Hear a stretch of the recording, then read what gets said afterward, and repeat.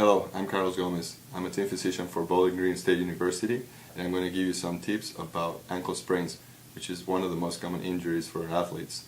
It is important always to have good stretching and strengthening of our lower extremities.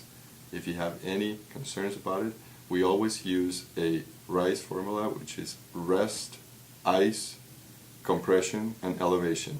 If there's any continuity of the pain and discomfort, you should see a primary care physician or an orthopedic surgeon. I'm 6'10". My job is use my height and my length. Defensively, trying to block shots and keep people out of the paint, and offensively, just trying to score over people inside the post. Yeah, well, I'm really happy with the team we have this year. We hang out every day, really.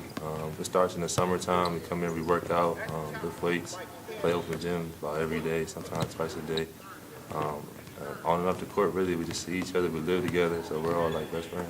Well, the student part comes first. You're doing the same thing as every other student. You know, people don't realize that sometimes you're studying, you're going to classes, study tables, you're studying late nights, sometimes you're pulling all-nighters, and then you add the athlete aspect into it. Is 3, maybe 4 hours of practice sometimes a day, lifting weights, and it's like a full-time job, really.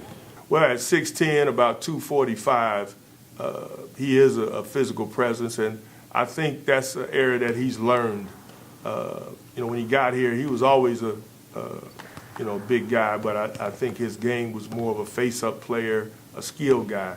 But he's developed into a rugged and physical post player, and he's developed some go-to moves. So definitely his back to the basket game is really one of his strengths right now. Cam he's what you call a rock for you. He knows his job. He has a lot of experience. He's an excellent post defender, on the ball and in help. He has become a very physical and aggressive post player. He's our low post presence. We try to go to him early, and we try to play inside out through him.